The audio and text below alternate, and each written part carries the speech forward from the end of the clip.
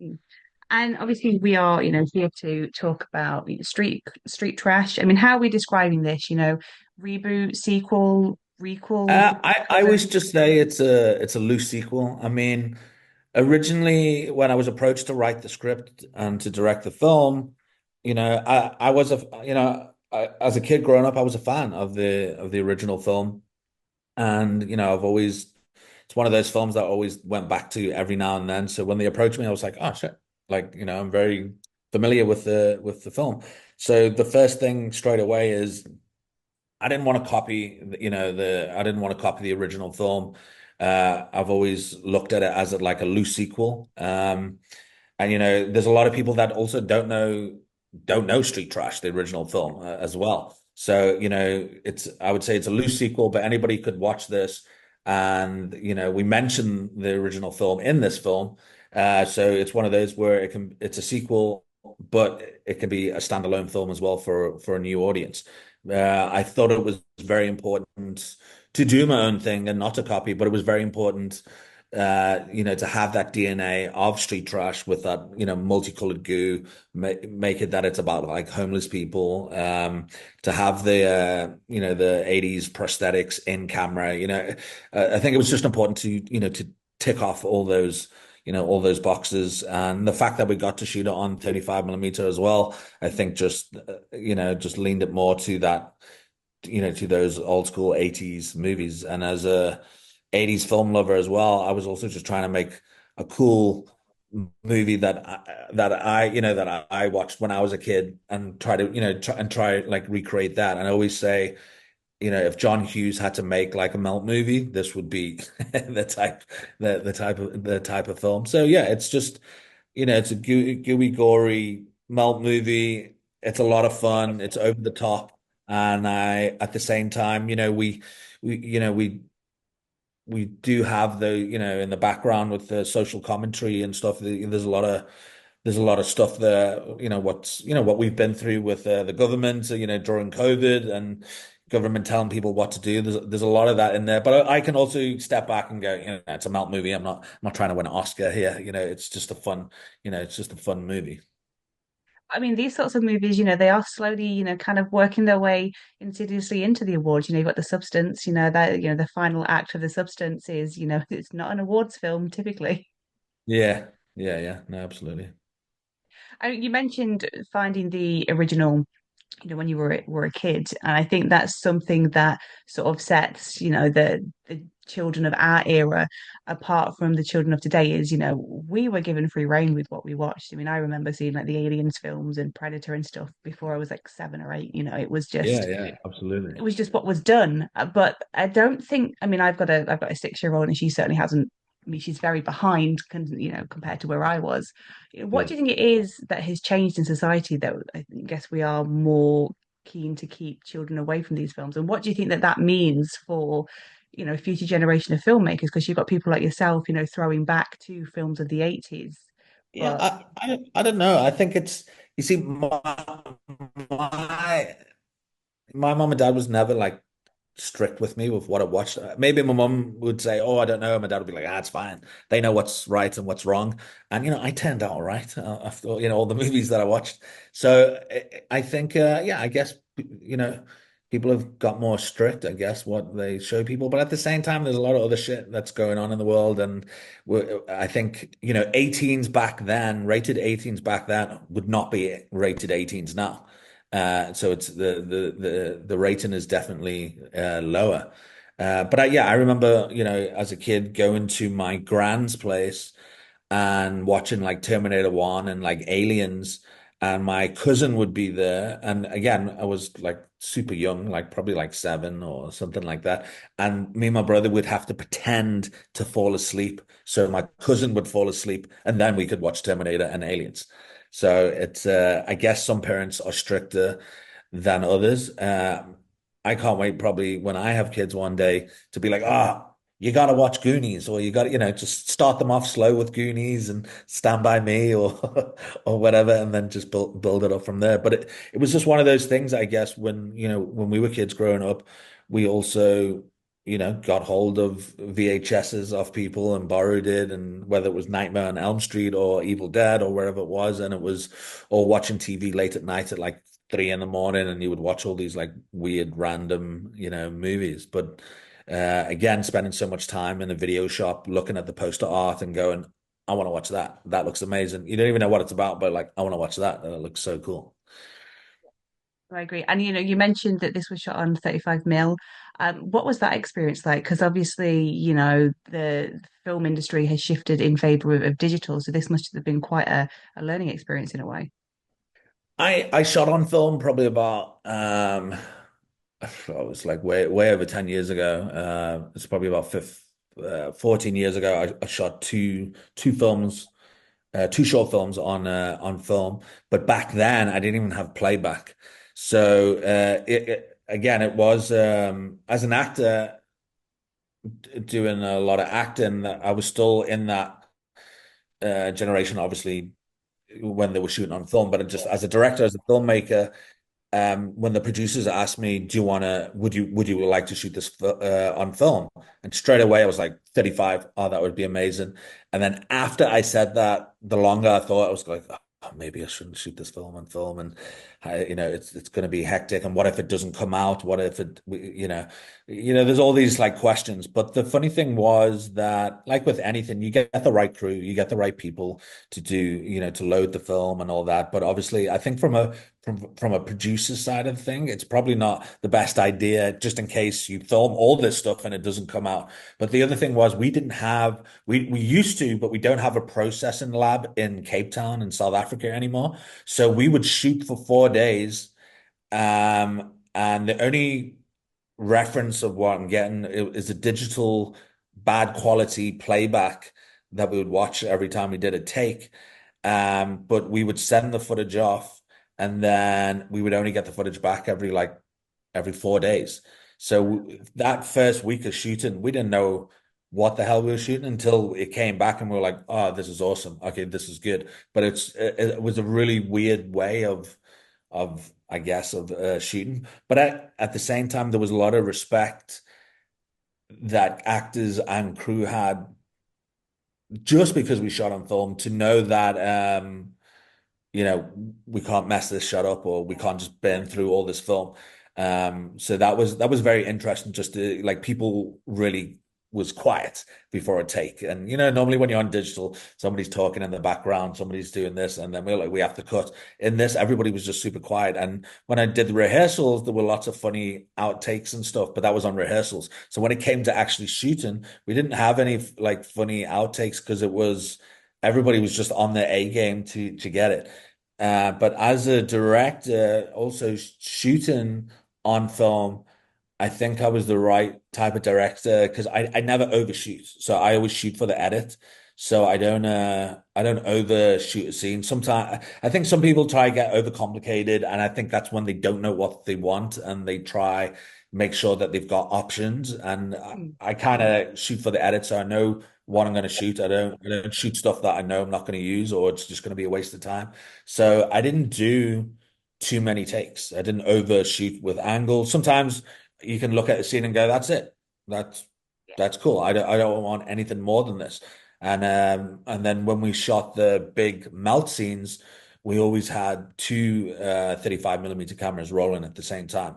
So that was good. But at the early stages, when they asked me, "Do I want to do film?" There was that part inside my head saying, "Well, why don't we just shoot digital and film just in case?" And then you can't. Obviously, you can't light for one and light for the other. It's fucking stupid. But it's also, because you worry in case nothing's going to turn out. But again, if you have the right crew and you have the right people for the right job, everybody's amazing at what they do. And the film came out amazing and it looks great. And yeah, I never thought I would make a movie on 35. And speaking of your cast, you've got your Fried Barry star Gary Green back. Once more he's been plagued by aliens. What is it about Gary that makes him such a fun collaborator for you? Because I know that you've used him in a few of your shorts as well.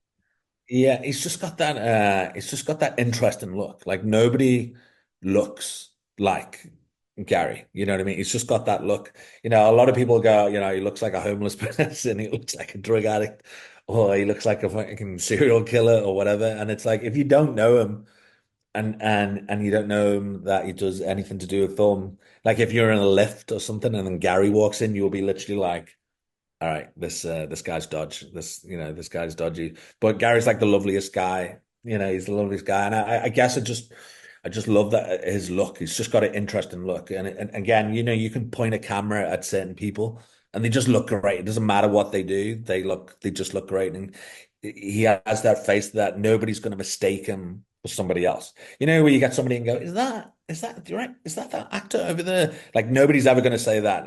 Anybody that sees Gary, they're going to go, that's fried Barry. That I'm telling you now, that's fried Barry over there. So yeah, he's just fun to work with, and I couldn't make my second film and not have Gary in it. You know, it's like he needed to be there, and his part as 2-Bit was just like perfect. I do have to jump through a lot of hoops to get exactly what I want from Gary. I've worked very close with him, but I have the patience and I love working with Gary. And I'll always work with Gary. Gary will always pop up. You know, if he's not the lead or if he's not one of the other supporting characters, he will always pop up somewhere. You know. That's nice to hear. And in addition to directing, you also voiced, said alien Suckle. How, what made you decide that you were the right voice for that character? I think there was a few things. I mean, in the first draft of the script, Sokol wasn't even in there, and as I was writing, you know, I just thought it would be so funny, you know, that because he's talking to himself, it would be so funny that we actually see who he's talking to, but nobody else can see. And I just thought that was such a fun idea. But it was also put there as like a support boat to help work closer with Gary. So I could like, bounce off him and like and say stuff. So it was really there for a support boat. But yeah, I think it was just like a fun, it was a fun idea that we did. And I think I didn't over put him in the film. You know, it was one of those where he could be like a really annoying character. I mean, everybody loves him, which is great. But, I didn't want to put him too much in the film. It was just enough that he pops up like every now and then. And it's like with the original, I try to keep Sokol super quiet at the start when the film came out because I didn't want people to see this puppet and go, what the hell is this? Why is this in street trash? But again, I wanted to do my own film. I didn't want to copy the original film. I wanted to make it a loose sequel. I needed to tick those boxes where, it's that multicolored goo. It was about homeless people. We have the in camera prosthetics, and it's ticking those boxes and giving those respectful nods to the original film, as I was a fan of the original film. So yeah. Again, being, of the era that grew up with, puppetry and, practical effects, that was basically what, the sort of films that we were raised on. How is it then, to be, directing a film and getting to work on, the design and the creation of these like really gnarly effects?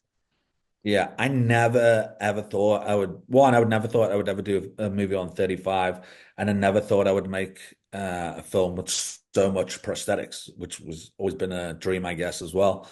Um, but yeah, it was a lot of fun, a lot of hard work, and it's sad that we don't see this enough in films. There's obviously lots and lots of amazing people that work on prosthetics in a lot of modern movies, but it's either cut so quickly or CG on top of that that you don't get to see, you don't get to see the detail. And I think for this and growing up as a kid, when you watch those prosthetic scenes, you actually sit there and you watch it. It doesn't go by really quickly. It doesn't cut too quickly. You still sit there and take in the scene, which was important for me as well. I think I spent several years of my childhood genuinely believing that Arnold Schwarzenegger was a cyborg because the effects are just Yeah. so I believable. I I saw it was a video online. Obviously, some kid probably made this video, and it said the worst prosthetics in movies, and number one, which I was like shouting at the screen, was Terminator 1. And it was Arnie taking his eye out in the mirror. And I was like, that's like one of the best scenes. Like, what are you Yeah. talking about? So I think I would like, I think it's our generation that grew up on all those prosthetics, and there's a creepiness about it, and it's like I would rather see that than bad CG. And there's more bad CG. Like, there's nothing wrong with when it's good CG, and there's nothing wrong with that. I just like, as an actor and as a director, I'd rather have it there to interact with. And I think there's a creepiness about it, and we just don't get it enough in movies. And I think we need it more. And I always use like the Mummy for an example where, you would see when the Mummy film came out, I don't know, it was like 97, 98, I don't know. But when he stood there and his jaw opened, like the effects didn't look good and it didn't look real. And then if it doesn't look real, then what is it? Then it can't be scary, then it can't be what it's supposed to be. So it's important, to have that. And it's like if you look at like Jurassic Park, if you look at Jurassic Park, and what was that, 94, 93, 94? I think when you look at that, and the effects are amazing. Like, and they obviously did a mixture, but there was a lot of obviously prosthetics there, and there was a little mixture of CGI. But after the first, I mean, I don't know, there's like 10 Jurassic Parks now. I don't know how many there is, but it just got worse and worse. Yeah. The effects got worse and worse, and I was like, how can it get? It's like 20 years later. How can the effects get like worse? So it's important to do prosthetics. It's important to have that in camera to get that feeling, to get that creepiness, and it gives something else. And uh, I think like movies like The Substance, I think we are slightly going back now, and it's great to be a part of that wave for The Substance and for Street Trash and these other films that are on that like wave going back to the gore. And I think it's awesome that it's that's starting to come back. No, I agree. And Street Trash has been released in the UK on Blu-ray, at the same time as the original. Why should people, buy this disc? I'm guessing that there's going to be, some special features and stuff included as well. There's a lot of special features on there. So I think there's a lot of deleted scenes. There's a music video from the title sequence. There's a lot of cool stuff on there, and it's like every time you get a Blu-ray, it's always good to have extras, or commentary and stuff like that. So as you would know, with all your movies behind you. Yes. So Yes, yeah, absolutely I think everything. it's a funny, doesn't take itself too seriously, fun film. I always think these type of films are great to watch with company and watch with people. Yeah, I think it's just a over the top melt movie fun film. And any ideas what's coming? Are there any shorts you're working on? Any features? What's next? So I'm just releasing. I probably should have done it last week. I'm starting to release my short experimental films that I've been working on for the past like 8 years. They've been to film festivals, but not. I haven't like brought them out online. So, Fried Barry, the experimental short film before I made the feature. Obviously, that came out a while back, but the rest haven't been released. So I'm going to start releasing them. And apart from that, I just did another film now with Gary Green, Mr. Fryberry, and very different than Fryberry, very different than Street Trash. It's like a little art house, black and white movie, very gritty film about a weirdo, Gary, that wants to be an actor, but he's a bad actor, and then he goes like full method and starts like killing people. But it's a cool little gritty film. So I think what I realized after I did Fry Barry, there's that weight when I made Street Trash. And as a filmmaker, I think with any film that ever gets made, it's like a miracle. It's literally a miracle that any film ever gets made. Even when they approached me for Street Trash, super excited. I still had to wait over a year. I still didn't know if it was going to happen. And then all of a sudden, all right, we're going into production. It's happening. So that time in between those two films, I waited a pretty long time. So at the same time, I think what I started to do is make a budget film, make an indie film, like a super indie film, and then make a budget film, and keep doing that to keep me sane, but also keeping creative and also just shooting different things because not all films are I would say commercially viable, depending on what you want to make. And with this film that I'm making now, it's not trying to be this or that. It is what it is. It's a black and white art house gritty film. Those films are definitely harder to sell, but it's fine. It's cool. I want to do something gritty. I want to do something different, and it is what it is. Cool. Well, best of luck with that, and I look forward to seeing it. Cool. Thank you so much.